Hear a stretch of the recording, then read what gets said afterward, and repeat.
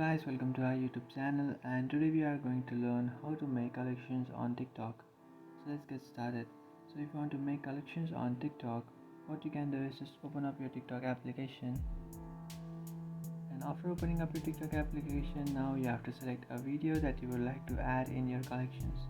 For example, I would like to add this video in my collection, so just tap on the save icon.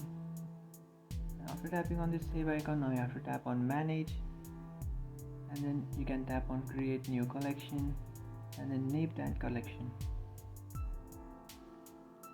After naming that collection, the video which you would have saved will be saved in that collection which you have just named.